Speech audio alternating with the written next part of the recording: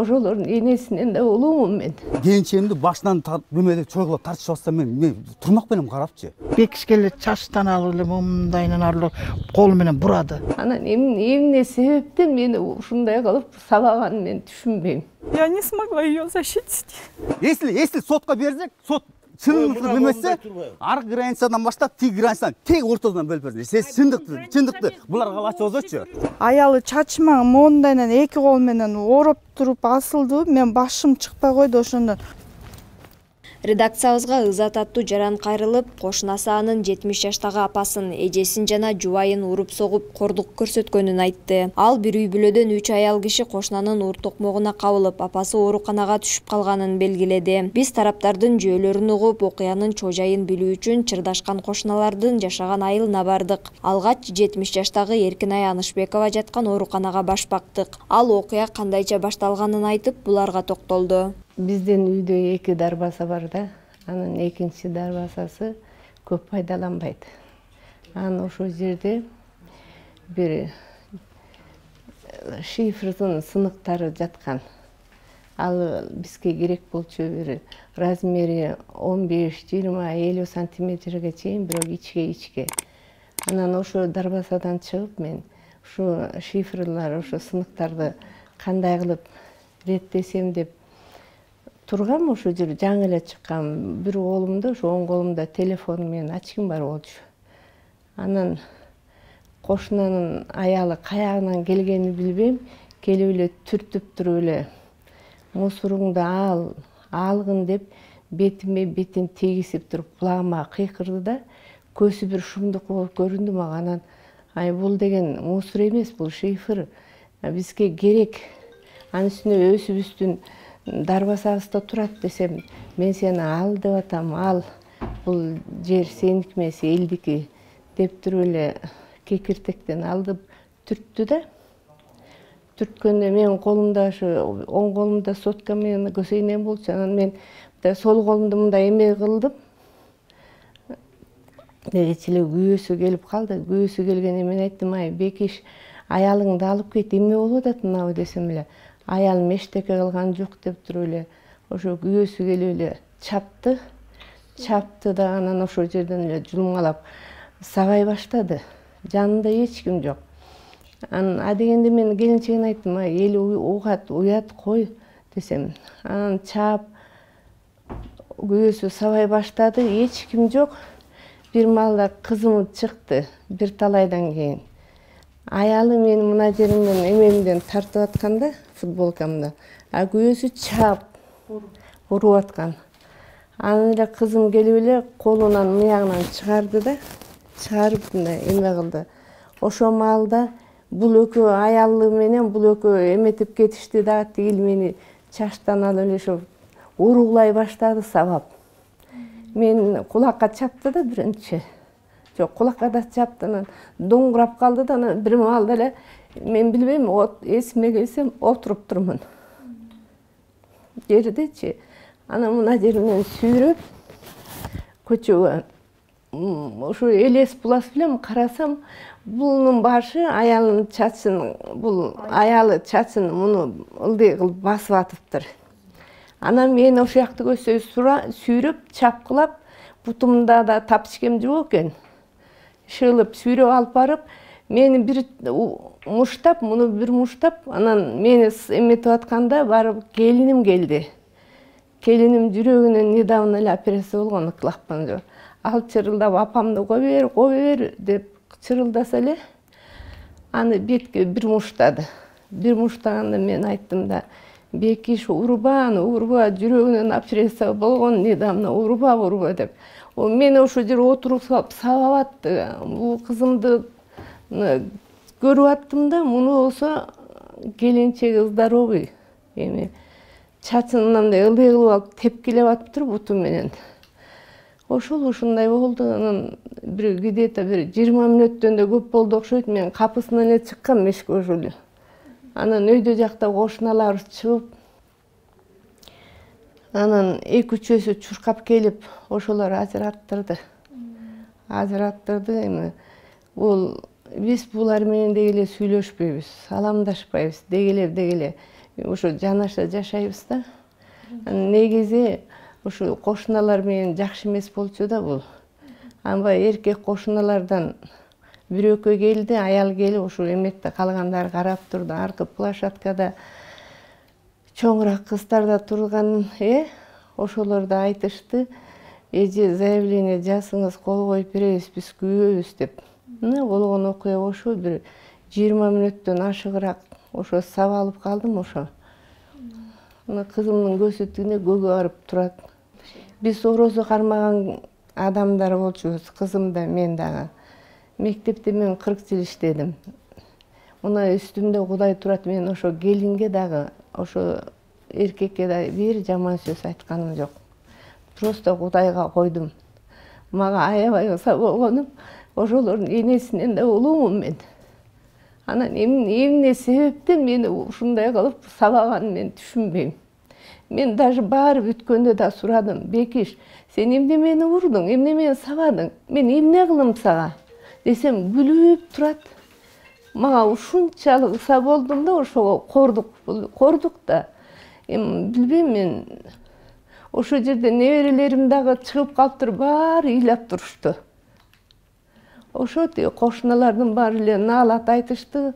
Ошо бойдон эле давлениемде келип скорый ченесе, скорый деле тез келди. Скорый чакырыштан 190-100 болуп кетиптир.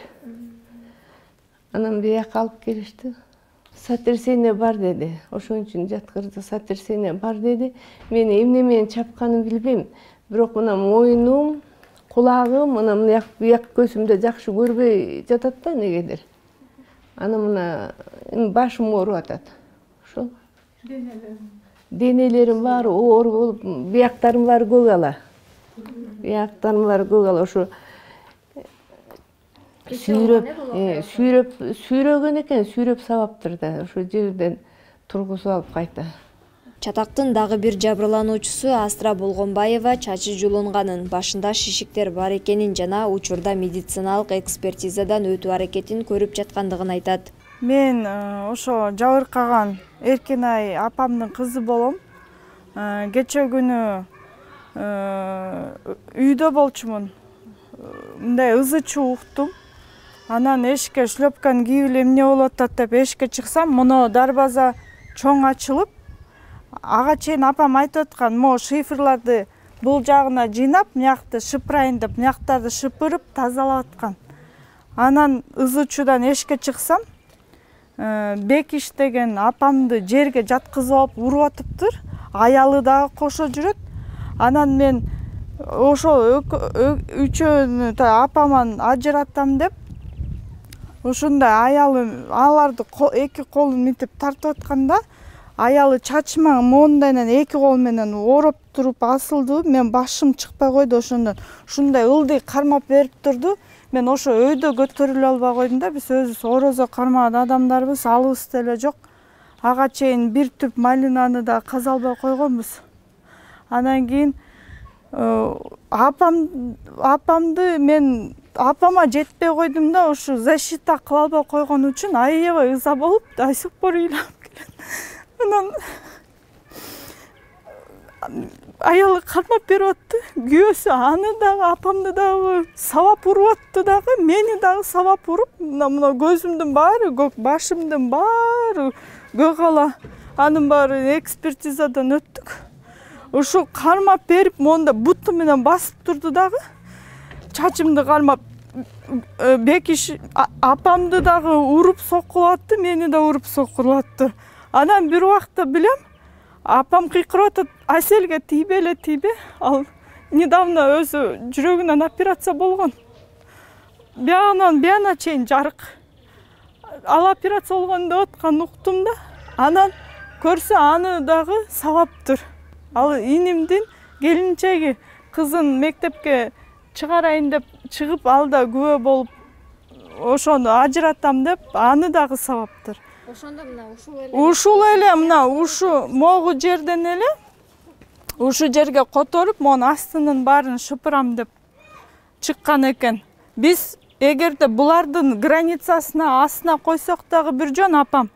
Ушу мына границадан да чыккан жок. ушул иш үчүн эле анан өздөрү негизи агрессивный кишилер. Бул илгери бир 10 жылдан ашык көөсү мени да сабаган. Ал ишта болгондо анан бул тегерек четте кошуналарыбыздын баары кийин ызычуудан угуп чыгышыптыр. Анан Зина деген эжебиз бар, жакын жашайт. Ошо ажыратпаса апамды өлтүрүп деле коймок. Ал өзү 70ке чыккан кары киши, алы жок. Анан орчунду жерге тийсе апамды өлтүрүп койсо эмне болот эле? Ушуга аябай ыза болдум, что я не смогла ее защитить. Колумдун баары тытылган, көзүмдүн баары көгөргөн, башымдын баары, чачым мына азыр көрсөтөйүнчү. Чачымдын жулунганынан мен келиним монтип пакетке салып коюптур, мына чачымдын баарын жулуп салыптыр. Ошо учуп колунда жабыш учуп мынакей. Бүт экспертизага көрсөтөбүз дедик. Ошо мояктарымды докторлор көрдү, жулунган жерлер бар экен. Анан башымда бүт гематома, шишиктер болуп атат. Келиндин бети мондай шишип кетти да. Ошо бетке аябай катуу удар жептир ал дагы. Анан аны апам корголоп, ага тийбесин деп, жүрөгүнө жабыркап калбасын деп аябай ошондон корктум дейт. Өзү жерде жүрсө да ошо келиниме тийбе деп чук эметип жүрдүм дейт да ошого. Араздашкан эки үй бүлөнүн чырына күбө болгон кошуналар буларды айтты. Келсем сабаттыр, урушуп согушуп атышыптыр. Муну мен келгенде эле тиги бекишке эле чачтан алып эле мындайынан арлы колу менен бурады. Бураганда тигин чачы менен ылдый эле болуп такыр эмете алгандан башка 2-3 жолу коюп ийди. Кокуй бектен өлтүрөсүң, кой бекиш деп колун эптеп атып, колун чачынан алдым. Мен жүрөгүм түштү, бул такыр эле башынын такыр эле тереси менен сыйрып алабы деп корктум да. Анан эле муну койгулап ийди, анан эптеп атып башын колун бошоттум дагы. Жолотпой мындай түрттүм ар. Бас киргиле үйүңөргө кир. Айдынай кир деп өкөнтөн киргизсем, кайра чыгып атышпай. Кайра чыгып, кайра муш ташты. Анан кайра муну да чачтан алды, анан тебишип согушту. Сокту. Айдынай да согушуп атышты, эптеп атып өкөнү ажыраттык. Ажыратып эле мен киргизе кайра экинчи жолда кайра чыгышты. Уят орозонун күнүндө уят болот. Орозо кармап атабыз баарыбыз тең. Уят деп эле эметсек ажылдашып кыйкырышып жаман жакшы сөздөрдү айтышты. Булар да аябай айтышты. Тигилер да айтышты, аябай айтышты. Анан кой киргиле деп атып, эптеп атып киргизе кайра чыгышты. Анан бул жерде мен Момун деген бала бар. Ал келип анан эптеп атып киргиздик. Кирүүнө кир деп. Анан кийин буларды коем киргиле ачуңарды баскыла деп элемесе бул байкушту аябай боору жаман кылды бул кызды, Астраны. Жаман сокту да, тепти, сокту, жаман кылышты. Мамасын дагы согушту, анан тиги кызды тийбегиле дедик ага келинге. Аларга да жаман жакшы сөздөрдү айтып, түбүңө жетем, өлтүрөм, ушундайларды айтышып жаман кылып атышты. Эптеп атып үйүнө ажыратып киргиздик. Да билбейм, мен келбесем булар эмне болуп да кандай болуп кетет эле билбейм. Жаман жүрөгүм түшүп калды. Сүйлөшөбүз, чым жерге качелеге чыгабыз. Кандайсыңар? Жакшы. Аялы менен деле жакшы, жаш келин, аны менен деле жакшынакай сүйлөшөм. Деле жакшы келин болчам, эмнеге мындайга барды билбейм. Бул келин деле жаш келин дейбиз. 92-93 жылкы. Биздин балабыз да. Балабыз менен тең, даже неберебиз менен тең да. Небересибиз да. Анан кандай ушундай жаман акыбалда калдыган өзүн чакырып көчө бул келин чакырып бергел деп чакырбайт. Адинай сенден кетти күнөө дедим. Демектен шыйпыр ар жака жата, бер жака та сенин эмне ишиң бар дедим. Алардын өзүнүн жери экен. Сен эмнеге тийишесиң дедим. Уят силердики. Эмне чачтан алды? Мен дагы жүрөгүм түштү дедим. Астраны такыр башын терисин сыйрып саласыңарбы деп. Ал эми 3 аялга кол көтөрдү деп айыпталып жаткан кошунасы Бектен мырза менин жубайыма үчөөлөп жабыла кол көтөрүп жатышканын көрүп ажыраттым дейт. Ал ошондой эле бул чыр 10 жылдан ашык убакыттан бери уланып келе жатканын кошумчалады. Бул окуянын башы өзү илгериден башталды бучу. Булар келгенден баштап башталды. Бул келгенден баштап башталган себеби мисалы бул граница мен жакка кирип кеткен. 70 сантиметрге мен тарап жакка кирип кеткен. Бул эсмесе госмемеден мисалы судебный жактан деле мисалы четиши мен барабызда мисалчы. Бул кандай болду? Ошондо болуп кетти. Ошодон бери ызычуу келип атабыз. Илгертен бери где-то Адашпасам где то бир 2003-2004 жылдардан баштап келип атат бул нерсечи. Өз үчүн бар теңчи. Бул көрдүң ана шипырларды бул бияка коюп атат. Бул коюп атат. Мен биякта, мен сыртта, мен ичимде машина бар. Мен дөңгөлөгүм жарылса, бул жооп береби? Бул ошон үчүн келинчем бул 5 айдан бери ошол жерде жатат. Мусор алып кетет дейт. 5 ай болду. 5 ай болду. 5 айдан бери жатат. Жабып алышты коет. Кече келинчем чыкса, мияктан арык бетинен мусорларды бер жакка мемет атып тур, жаш балдарга мемет туруп. Анан арык албайсың десе, сен кимсиң мага деп туруп, моюна мемет туруп, мындай түртүлүптүр. Мен чыксам ушу түртүп атат. Апабы? Түртүп атат да. Ошондон баштап сен түрткүдө сен мага кимсиң болуп, ошондон чыгып мемет бирактан келиндер чыкты, кыз менен келин чыкты. Ошо менен эле бул тыткалашып башташып кетти. Анан мен ортто мен жардамдашам. Мен келинчемди башынан немеде чойгулап тартышып атса, мен турмак менен карапчы. Бүт ошол. Аялдарга кол көтөрдүңүз беле? Азыр көгөргөн сүрөттөрүн көргөнсүз. Мен кол көтөргөн жокмун. Бердечи. Берде келинчем жанагы сумкасы менен меметирген кезде, мисалы, мындай өзүнө меметкен кезде, мисалы бетине тийип кетти. Бетине тийип кетти.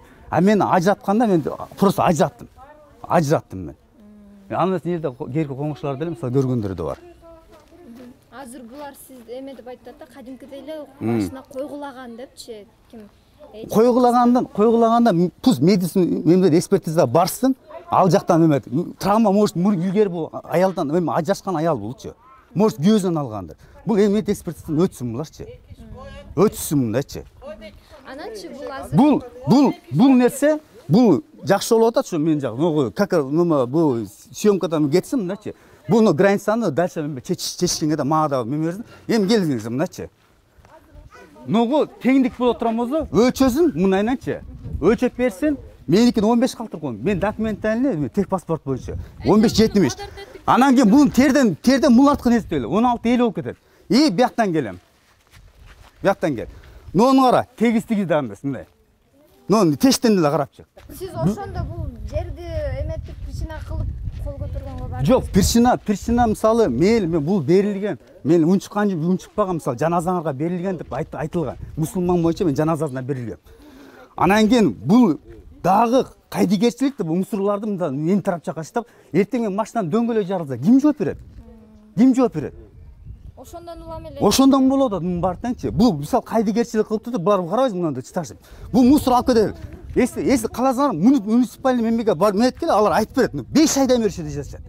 5 айдан бери жатат. Муниципалга деле баргыла. Азыр байке бул биякта турат да, мисалычы шипыр. Бул Сиздин машинаңыз чыкса биякта. бул чоңуз. Пожалуйста, буну ар жактан туруп алсын. Булар айтып атат. Бул кокку биз алабыз. Алган качан 5 айдан бери жатат. Алардын иши да бирок машина бияктан эле өтөп турбайбы дейм да. Карап турула. Бунун сыныгы бар өтөт да мен жака. Өтөт да алсын. Мен ошокча мен бирдеме деп сүйлөдүм буларгачы. 5 айдан бери жатат. Байке, ананчы ошондо деле мисалы ушул кирпичтин айынан аял кишиге апаңыздан улуу болуш керек. Жок, мен меткен жокмун. Арда келинчем экөө урушуп кетти. Бу жерден бул келин менен бул кызы ажыратып аттым. Мен чачтандан тартып алып туруп, мен келинчемди тартып алса, мен да чачамдан менде ажыраттым. Ошол менде. Если урду мен травма болдум десе, бул эрден ажырашкан аял. Экспертиза барсын, ал илгерки боюнча чыгарып берет. Нада керек болсочу. Сен сөз берсиңчи. Сен эркек башың менен аялды чачтаганга кайсы бетиң барды айтчы. Байке, мен кантип ажыратам? Если мен келинчемди үчөөлөп туруп башынан чачынан тартып атса, энесине болгон менен көзгө муштап атса болушат да кыздар.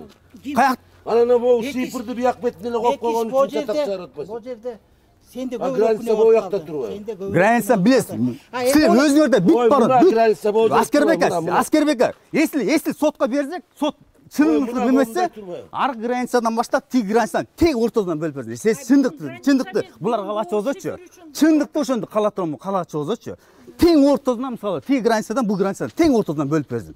Мен ошону суранам, андачы. Жердин документтери эме чертеждор барбы? Бүт бар ор менде. Бүт бар. Если буларды алып чыксын, мынчы. Буларды алып чыксын. Меники да бүт бар. Ошону байке суроода мисалы өзүңүз айткандай сотко кайрылып, тиешелүү жактарга кайрылып, документально чечип алсаңыз Кайрылган болот. бул. Эмнеге мынтип Жоқ, мен айтып атпаймын. Илгери мисалы бул мына кирип алган кезде мен жаназасына бергем. Тазиясына, жаназасына берилген. Мен как ислам катары берилдим менчи. Мен уйншуккан эмесмин. Эми уйншукпагандан кийин булардагы как неме катары ноланы алып коюп турса болбойбу мындай? Мен тарап жактарга мындай чытап кете бербей. Сен тарап эмес да, бул жер сен. Эй, байке, мындан ары. Байке, гос регистр, если бул судебный кечип болсо, мен тең ортосунда мен ошону суранам. Мен суранам ошонучу. Энедей болгон эме өзүңүн энеңдей болгон кишине эмнеге салайсыңар? Уятта, орозо убакта. Кичине эме болуш керек да, имандуу. Жоқ. Сен ачууга Неме? Светеже, эми карап турла. Эмне деп турасың? Мисалы, ошол убактарда силер айтсыңар, сеники чындык депчи. Сеники чындык. Эмне мында келгенде ошол убактарда мен айтасыңар, мындачы. Эмне эки сөз сүйлөсүңөр, эмчи? Ошондо ошо менен ошондо десең болмо, урушпайлы. Сеники чындык деп мен сага айткан эмесмин. Айткан ошону, сиз да айткан ошону. Жаназасына турам Кадыр Кулун дегенде мен айткам. Эй, эсиңе кел. Ажал улук, балким сен өлөсүң. Мен ажалга, мен Кудайга да мен айтпайм. Может мен кетип калышым мүмкүн. Бирок силерди туура эмес. Карган кишини көзүн көгөртүп койгонлор, туура эмес. мисалы азыр кошуналарыңыздар деле нааразы болуп атпайбы? Эркек киши, аял кишилерге тем более карап тур. Чоңуз карап тур. Мен эмесе кечирим сурап коерам. Бирок как судебный, ортодон дагы бул чечилсин. Мен кечиримди сурасам, мен айтып коерам. Кечирим менден деле эч нерсе кетпейт. Кечирим сурап коерам. Бирок мен соттон суранам, көрүп аткан нерсени өзүгө дагы кирип кетип атат. Иш жана бияктан алган ичинен да кирип кетип атат. Мен ошону суранам. Мен если тапа съемкадан, пожалуйста, супер мемеден спутниктен карасын, кирип кетип аткандар. Бүт бар дег. Тең ошончолук эме чындыкты, мисалы каалана турамызбы? Тең ортосунда мен да суранам, ошо тең ортосунда бөлүп бергем. Кол көтөрүп эле койсоң болмок да, эженин көзү момундай шишип. Байке. Мисалы карап туруңуз, сиздин аялыңызды үчөөлөп чачын тартмалабызбы? Мен ажырасам болбоду, чачтан мен тартамын да. Көзүң момундай. Жок. Ал. Качан тийди? Я, үчөөлөп атпаңдарбы, жакалап, мен өтпөй. Жүрөгүмдө клапан. 4 ай болду. Кайсы бетиңмен сүйлөп атасың? Ишек десе. Чөлөгөн жок. Ким? Айдын деле бир топ согушуп атты. Мен көрбөдүмбү? Мен чындыкты айтайын. Сен да таарынба, булар да таарынбасын. Айдын да ой эмес экен. Адиле чачтан алып тебишип, согушуп, момтулуп атты. Анан сен келдиң, койтур. Сен көрүп калдым, мен сен келгенде сразу эле сен Астраны чачтан алып колун бурады. Койтур, мен айтайын. Сиз терде тургас, мен Аскербек экөөң. Мен эмне болуп атасыңар, мындайчы. Эми, силер чыгасыңар бир убактарда. Сен туура айтып атасың депчи. Эмне кайтып мындай деп айтып атасыңар? Зинеже. Үйдөн келдим, мен палас жууп аткам. Килем жууп аткам. Мен үйдөн момундай шымаланып келдим суу болуп. Мага кыздар айтып барды. Сени ажыратпаса болушу Кызым койду, неберем айтып барды. Тайне. Айдын айым Эркин айжем согушуп атат деди. Окуй, бул эмне болду? Эркин айдын унчукчу эмес, булар эмне болду? Мен экөөңө тең айтып атам. Деп келсем эле согушуп тебишип атышыптыр. Анан боореки келип эле тин чачтанганда окуй бекиш дебедим. Бекиш бошот. Мен кол көтөрбө деди. Мен чындыкты берди айтайын, мисалчы. Мага судебный аркылуу мага эмени граница чечилсин. Мен керек болсо мен кечирим сурайм. Если, пожалуйста, бул мемедин экспертизадан өтүп жиберсин. Мен жок дейм. Мен законго баш ийем. Бирок закон чындыкты чечип берсин. Ошол жерден баштап терди теңдикти бөлүп берсин, андачы. Теңдикти бөлүп берсин. Бүттү. Мен ошону эле суранам. Андачы. Ошо документиңди алып теңдик кылып ал да, сен Сөз эме жөнүндө болуп атат. Жанагы сөз деген моореки карган кишинин көзүн көгөртүп жөнүндө болуп атат. Момундай көзүн көрдүңбү? Көзү чыгып кетсе эмне болот? Аз калыптыр, аз калыптыр. Мисалычы азыр ушинтип айтышып атат да, эгер бул эже өзү дагы оорукчан экен, анан эже дагы, апасы дагы бир топ жашка барып калыптыр да, эгер бир жери бирден болсо сиз компенсация макулсузбу? Мага как суд экспертиза мага мисалчы, суд экспертиза неакты мага чечип берсе. Какштик, неме? Судебный жактан мисалы бүт бардык чечип берсин, чечилсин. Байке карасаңыз, бул жер талаш маселеси экен да, сиз айтып атканча. Биз азыр урган маселе боюнча келип атабыз да. Ушул урган маселе боюнча урган бул нерсечи? Бул нерсе илгертен бери келип атат. Булар биз мисалы бизге да заявление жазышат. Биз буларга заявление жазабыз. Мисалы 102 милицияларга же мемелерге барсаңар деле бүт мисалы буларга заявление жазат. Биздин да заявление. Бул илгертен бери келип атат. Бул нерсе чечилмейинче бул да кайталанып бериши мүмкүн да. Бул жок. Булар мага көтөрүшү мүмкүн.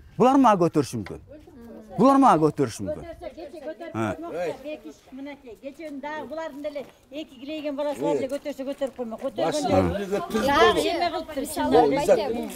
Булар токтолуп калды. Шариятта мындай. Илгери бул берде балдары сөз берсеңиз. Шариятта мындай. Кошуна колонго акарат кылып, бири-бири менен мушташып, кармашып, ичтарлык, көралбаштык кылып, ушундай 20-30 сантиметр талашып, анан ат энесин бакпай, аларды кагып силкип, анан ага тууганга менен жаман жакшыда катышып жүрбөсө, Кудай Таалам ушул үч нерсени эч качан кечирбейт. 5 убак намаз окуп, ажыга барып, Меккеге барып ажы болуп келсеңер. Анан бу жерде бекиш чегара чечилген жери жок. Эмне үчүн сыйпырды бул столбонун биянан коюп койсо эле, карган кемпирдин көзүн көгала кылдыңар. Ошого жооп. Тигиниңде арызданып, сеңди бөлүп. Байке, аны мен эмес. Келинчегимдин жана защитасынан сумкасы тийип кеткен. Мен эч кимге болушмайм. Эсин немесе, мен эсин немесинен сөмканы токтотуп турган, мен келинчегим азыр мед экспертизага да кеткен, тожочу. Мен чакырайын. Мага мындай сөз болгон. Угрожение болгон. Керек болса мен сага буг ойлорду алып келем, бүгүн мен сени талкалап кетем депчи. Ошодон бери биз дагы заявление жазылып жүрөт. Мисалы, как мен да сактыкка заявление жазып жүрөт. Ошон үчүн булар дагы кичине меметкенде мындай тайсылдаган ошол. Булар деле мисалы